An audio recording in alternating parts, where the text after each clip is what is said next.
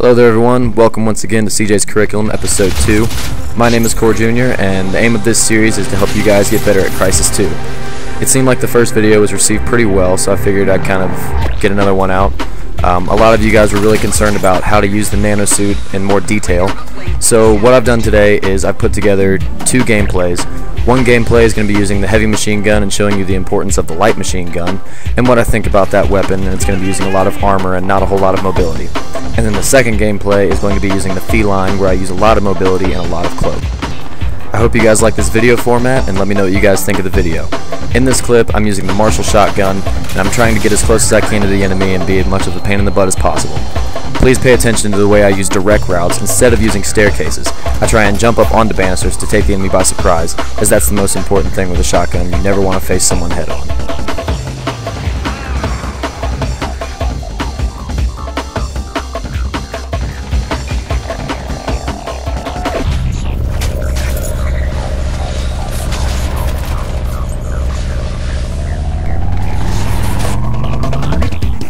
The first topic we're going to discuss today is the heavy machine gun mounted turret.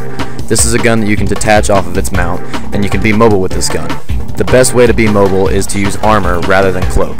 This is best coupled with armor enhance, as it won't decrease your energy, and it'll help out with energy conservation along the way. You should always be paying attention to the angle at which you approach your opponents. You should never approach someone head on, even though the heavy machine gun does drop someone in very few bullets. You never know when someone's going to be poking around the corner with a shotgun ready to drop you. The most critical tip I can give you when using the heavy machine gun is try to crouch and always aim down your sights. It doesn't have very steady hip fire, as you are not Rambo.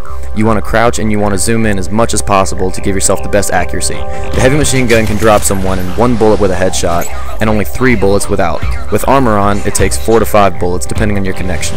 I've noticed that on a good connection, this gun drops people insanely quickly, as seen in this clip. If you're someone who likes to play with your friends often, it's a very good idea to try and prioritize getting possession of the heavy machine gun. Much like in Halo, the person who controls the rockets is most of the time the person who controls the map. The team who controls the heavy machine gun in this game controls the most powerful weapon in the game.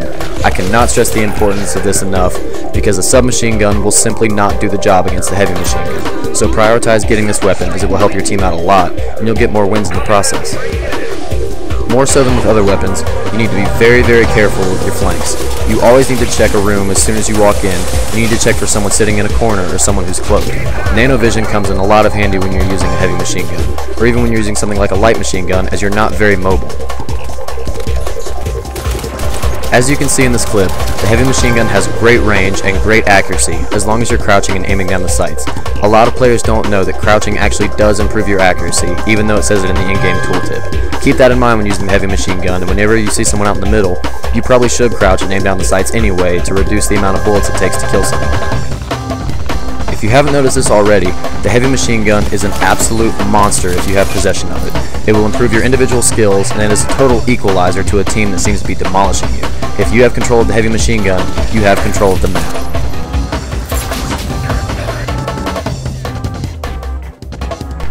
Along with the heavy machine gun, the light machine gun can prove to be very viable to certain teammates. In this clip, you see where I get a triple kill based on the large magazine size of the light machine gun. If you're playing with a full party, it might not be a bad idea to have one person to sacrifice mobility in order to have a heavy damage weapon like the light machine gun. Teammates can spawn with this, so it's probably a good idea to prioritize that as well. When using a gun like the light machine gun with a large clip size but a very slow reload process, it is very important, if not 100% essential, to become efficient with your secondary weapon, as you'll be using this rather than taking the time to reload. Here I'm using the hammer because I like to have a heavy secondary weapon to finish someone off after I damage them with the light machine gun. You could use the majestic, but I prefer the hammer because it has a larger clip size and doesn't require quite as much accuracy. The M12 Nova has a faster swap rate, but it doesn't do quite as much damage as either. The choice is up to you. Now let's talk modules. For armor, I almost always go with armor enhance, as you'll be spending a lot of time in armor. Energy transfer and nano recharge are always good options, so feel free to substitute when needed. For stealth, I always go with stealth enhance, as with any of my classes, so this never deviates. As far as power perks go, I've almost been exclusively using aim enhance, as it greatly decreases the recoil in the light machine gun. The recoil is not unmanageable by any means, but mobility enhance and weapon pro don't really seem to have too much of a use for me, as I'm not mobile and I'm not reloading a whole lot, so in terms of that, it's better to use aim enhance. the next bit of footage, I'm going to be using the feline submachine gun on the map Terminal. My modules for this match are going to be Armor Enhance, Stealth Enhance, and Weapon Pro. This is pretty much my staple for submachine gun classes, or rather I use something like Energy Transfer or Nano Recharge for my armor perks. Either three is very viable for any class that you choose, so bear that in mind when picking your classes. Since many people ask me to go in depth about the Nanosuit abilities, the best idea that you can have when playing this game is to never move out in the open unless you're stealthed, and to never engage someone unless you're in armor mode. Here I get behind the enemy using stealth, and I quickly switch to armor mode so I won't drain all my energy when engaging these opponents. If I engage someone head on, I'll be able to take more bullets and I'll be able to survive more gunfights, as I stated in the previous chapter. Unlike other games such as Call of Duty or Halo, sometimes taking the most direct route is the best way to get behind the opponent.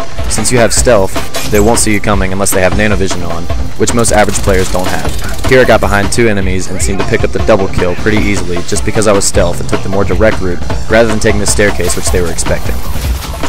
The reason Energy Transfer is the most preferred module for me is I like to have energy as soon as I kill someone so I can immediately go into stealth. Here I'm using Armor Enhance, so I have to take more time to take a break, or try and find a place to hide. Under the escalators and in these rooms right here are very good places to hide. Be sure to keep your back to a wall, otherwise people will come in here looking for people trying to regain your energy.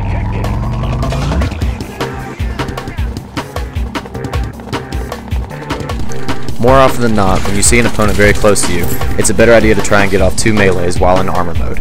Even if you melee when you're in stealth, it will still take all of your energy, as does shooting when you're cloaked. Most of the times you will not be paired with competent teammates, so you should be using them as bait. Try and make them engage an enemy head on, and then you can sneak around like I just did and try and get a melee off, or try and shoot them in the back. Either way, you're getting kills and you're helping your team. As opposed to when using the light machine gun, you should always be mobile when using something like the Feline or the K-Volt. Even something like an assault rifle, you can be very mobile, and it's probably the best idea too. Whenever you get a kill, people are going to see the skull over the enemy's head, and they're going to try and find them. You should always be out of that position, or you should be positioned somewhere where you can shoot them as they come along. Try and find the best path to where you know enemies will come, but you know that you can get the drop on someone. In this particular case, learn from my mistake.